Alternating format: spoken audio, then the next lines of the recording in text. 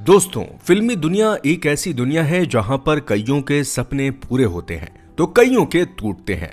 कुछ फर्श से अर्श तक सफर तय करते हैं तो कुछ अर्श से फर्श तक का। इसके अलावा फिल्म इंडस्ट्री में कई बड़े दिग्गज अभिनेता आए और गए। वहीं आज भी कई दिग्गज अभिनेता फिल्म इंडस्ट्री में मौजूद हैं। तो फिल्मी सितारों की जीवनी के इस सफर में आज हम एक ऐसे अभिनेता की बात करने वाले हैं जिसने फिल्मों में शुरू से लेकर अंत तक तो लंबे समय तक किरदार नहीं निभाया, लेकिन जितने भी समय के लिए वह पर्दे पर रहा, दर्शकों को रोमांचित करने में कोई कसर नहीं छोड़ी। जी हां दोस्तों, हम बात कर रहे हैं फिल्मों में ज्यादातर सहायक भूमिका निभाने वाले अभिनेता और गायक अरुण बख्शी के बारे में। शायद आपने अरुण को फिल्मों में तो देखा होगा, लेकिन कभी नाम नहीं सुना होगा। और शायद आपने ये भी नहीं सुना होगा कि वे एक गायक हैं जिन्होंने संजय दत्त, अक्षय कुमार, धर्मेंद्र जैसे कई बड़े अभिनेताओं के लिए गाना गाया है। वे कहते हैं कि जिन अभिनेताओं से वे फिल्मों में मार खाते थे उन्हीं के लिए गाना भी गाते थे। तो आज के इस वीडियो में हम आपको उनके शुरुआती जीवन, फिल्मी करियर और निजी जीवन से जुड़े कुछ रोचक तथ्यों को बताएंगे। तो जानने के लिए इस वीडियो को अंत तक जरूर देखें। अरुण बख्शी का जन्म 11 जून को पंजाब के लुधियाना में हुआ था। उन्होंने अपनी शुरुआती पढ़ाई वहीं से पूरी की। हालांकि उनका जन्म कौन से ईयर में हुआ था, इसके बारे में पब्लिक डोमेन में कोई जानकारी नहीं है। दरअसल वह न सिर्फ खुद को बल्कि अपने परिवार को भी लाइमलाइट की दुनिया से दूर रखते हैं। इतना ही नहीं, उन्होंने अपना जन्म वर्ष भी कभी किसी प्लेटफॉर्म पर शेयर नहीं किया। इस पर वह कहते हैं कि एक अभिनेता के लिए उम्र कोई मायने नहीं रखती, इसलिए मैं अपने जन्म का साल किसी से शेयर नहीं करता। खैर, अरुण बख्शी का पालन पोषण एक ऐसे परिवार में हुआ जहां भजन कीर्तन अधिक होता था। जी हां, उनकी मां भजन कीर्तन करती थीं और उससे जो भी आमदनी होती थी उसी से उनका पालन पोषण होता था। उन्हें स्पोर्ट्स में काफी इंटरेस्ट था और इसलिए वह बचपन से ही एक अच्छा क्रिकेटर बनना चाहते थे, जिसके लिए उन्होंने क्रिकेट खेलना सीखा और आगे चलकर लुधियाना में कई क्रिकेट मैच भी खेले। लेकिन उन्हें क्रिकेट में सपोर्ट करने वाला कोई नहीं था, इसलिए उन्होंने इस सपने को क्विट कर दिया और अभिनय के साथ गाना गाने में अपनी दिलचस्पी को बढ़ाया। दरअसल उन्हें बचपन से ही फिल्में देखने और किताबें पढ़ने का शौक था, इसलिए उन्हें पॉकेट मनी के रूप में जितने भी पैसे मिलते थे उनसे वे लाइब्रेरी में जाकर किताबें पढ़ते थे और थिएटरों में जाकर फिल्में भी देखा करते थे। अपनी मां के साथ भजन कीर्तन में रहकर उन्होंने अपने अंदर गाने का भी इंटरेस्ट जगाया। दोस्तों, यहीं से उनके अभिनय और गाना गाने का सफर शुरू हुआ। वे कई नाटकों में हिस्सा लिया करते थे और उसमें आवाज भी दिया करते थे। धीरे धीरे वे थोड़े बहुत लोकप्रिय भी हुए और मुंबई आने से पहले उन्होंने काम भी किया।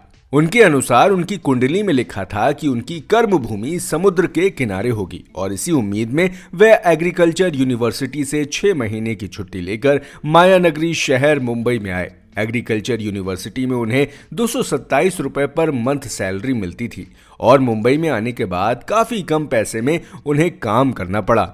खैर, जब मुंबई में वह इप्टा नाम के एक थिएटर ग्रुप से जुड़े तब उन्हें वहां नाटक में काम करने के सिर्फ 5 रुपए मिलते थे। उस ग्रुप में अभिनय करने के साथ उन्होंने कई गाने भी गाए। धीरे धीरे जब फिल्मकारों के बीच उनकी पहचान बढ़ने लगी तब उनके फिल्मों में काम पाने के रास्ते खुलते हुए दिखाई दिए। हालांकि फिल्मों में काम करने से पहले उन्हें एक एड फिल्म में काम करने का मौका मिला था और वो मौका उन्हें रवि चोपड़ा ने दिया था। फिल्मों में उन्होंने अपने अभिनय करियर की शुरुआत साल 1981 में फिल्म सजाए मौत से की। वैसे अरुण बख्शी अपने और अपने करियर के बारे में कम ही बताते हैं, इसलिए उनके डेब्यू फिल्म को लेकर भी थोड़े बहुत कंफ्यूजन रहते हैं। लेकिन खबरों की माने तो उनकी डेब्यू फिल्म सजाए मौत ही थी। इस फिल्म के निर्देशक विधु विनोद चोपड़ा थे, जबकि इसके लीड रोल में नसरुद्दीन शाह दिखाई दिए। अरुण बख्शी ने इसमें बेहद ही छोटा रोल निभाया था। इसके बाद वे अपनी दूसरी फिल्म में भी एक सहायक भूमिका में नजर आए। उनकी दूसरी फिल्म 1982 में रिलीज हुई थी, जिसका शीर्षक है निकाह। उसके बाद उन्हें 1983 में फिल्म कयामत में एक छोटा सा किरदार निभाने का मौका मिला। हालांकि इस बार उनका रोल कुछ हद तक अच्छा था। वे इसमें एक पुलिस इंस्पेक्टर की सहायक भूमिका में दिखाई दिए। साल 1983 उनके लिए थोड़ा अच्छा रहा क्योंकि इस साल उनकी बैक टू बैक 2 और फिल्में रिलीज हुई थीं, जिनका नाम है मजदूर और जरा सी जिंदगी। फिल्म मजदूर उनकी चौथी फिल्म थी जिसमें वह एक मील वर्कर के रूप में दिखाई दिए। वहीं जरा सी जिंदगी में उन्होंने अरुण की सहायक भूमिका निभाई थी। दोस्तों, अभी तक किए गए फिल्मों में उनका रोल भले ही छोटा था, लेकिन अपने दमदार अभिनय से उन्होंने दर्शकों को काफी रोमांचित किया। उन्हें आगे और अन्य कई फिल्मों में काम करने का मौका मिला, जिसमें सारांश, आज की आवाज, गंगवा, नासूर, तवायफ, बेगाना, आवाम, तमाचा, गुरु, ऐलाने जंग, इलाका और मैं आजाद हूं जैसी फिल्में शामिल हैं। जैसा कि हमने वीडियो के शुरू में ही बताया कि अरुण बख्शी अभिनय के साथ सिंगिंग में रुचि रखते थे और उन्होंने इसका नमूना थिएटर में ही दिखा दिया था। लेकिन अब मौका था बॉलीवुड के लिए गाना गाने का। दरअसल साल 1986 में सुभाष घई एक फिल्म बना रहे थे जिसका शीर्षक था कर्मा। इस फिल्म में कई दिग्गज कलाकार शामिल थे।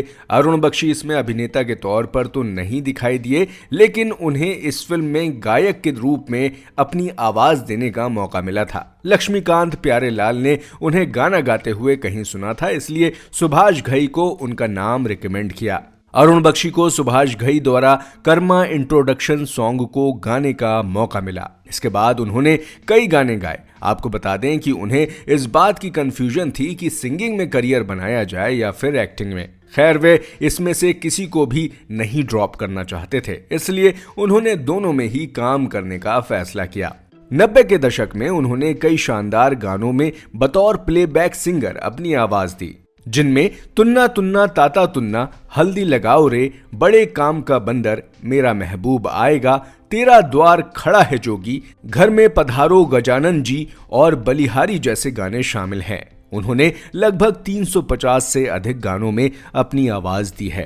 खैर, उनके अभिनय करियर पर वापस आए तो 80 दशक के अंत तक वे दर्शकों के बीच काफी लोकप्रिय हो गए थे। एक विलेन के रूप में उन्होंने दर्शकों के बीच काफी सुर्खियां बटोरी।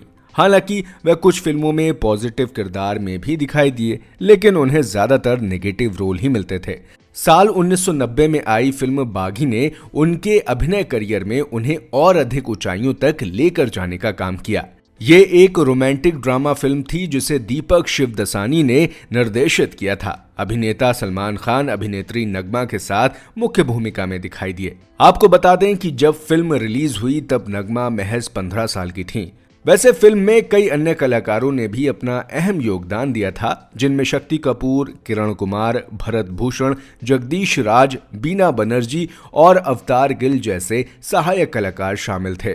वहीं अरुण बख्शी ने इसमें महेश की सहायक भूमिका निभाई थी। उसके बाद उन्हें कई और शानदार फिल्मों में काम करने का मौका मिला। 90 का दशक भी उनके लिए काफी अच्छा रहा, क्योंकि इसमें उन्हें अभिनय के लिए फिल्में मिलती तो थीं, साथ ही गानों में भी अपनी आवाज देने का मौका मिलता था। 90 के दशक में वे परवाने, पुलिसवाला, वक्त हमारा है, रूप की रानी, चोरों का राजा, लाडला, गोपी किशन, साजन चले ससुराल, रक्षक, इतिहास, परदेशी बाबू और इसकी टोपी उसके सर जैसी फिल्मों में नजर आए और काफी शानदार अभिनय का प्रदर्शन किया। वैसे अभी भी वह अभिनय की दुनिया में एक्टिव हैं, लेकिन उनकी अभी तक की आखिरी फिल्म है अंत द एंड, जो साल 2022 में आई थी। दोस्तों, उनके निजी जीवन की बात करें तो उन्होंने अपने निजी जीवन के बारे में कभी भी जिक्र नहीं किया, लेकिन खबरों के मुताबिक उनकी पत्नी का नाम बबली बख्शी है। वहीं पर उन्होंने अपने माता पिता के बारे में जानकारी दी है। उनके पिता एक डॉक्टर थे जिनका नाम IN बख्शी है। वहीं उनकी माता वेद बख्शी एक कीर्तनकार थीं। पिता की प्रैक्टिस ठीक नहीं चलती थी और पैसे की भी दिक्कत होती थी, इसलिए उनकी मां भजन कीर्तन करके मिले पैसों से उनका पालन पोषण करती थीं। दोस्तों, अरुण बख्शी एक ऐसे अभिनेता हैं जिन्होंने अपने काम को ही पूजा समझा और उसे पूरी शिद्दत के साथ किया, इसलिए उनके छोटे से किरदार में भी वो चीज झलकती थी।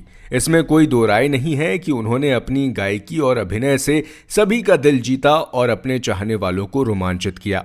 एक अच्छे अभिनेता और गायक होने के साथ वे एक अच्छे इंसान भी हैं। आज भी वह अपने अभिनय से लोगों को एंटरटेन करने में पीछे नहीं हटते हैं। हम उनकी अच्छी सेहत की कामना करते हैं और ये आशा करते हैं कि वे आगे भी अपने चाहने वालों को रोमांचित करते रहेंगे। जैसा कि उन्होंने कहा था कि अभिनय करने के लिए कोई उम्र नहीं होती। तो उम्मीद करते हैं कि आपको उनकी ये जीवनी पसंद आई होगी। वैसे क्या आप उनके बारे में इससे पहले ये सारी बातें जानते थे या नहीं? कमेंट करके हमें जरूर बताएं। अगर आप उन्हें पसंद करते हैं तो वीडियो को लाइक करें और ऐसी ही अनसुनी जीवनी के बारे में जानने के लिए हमारे इस चैनल को सब्सक्राइब जरूर करें। धन्यवाद।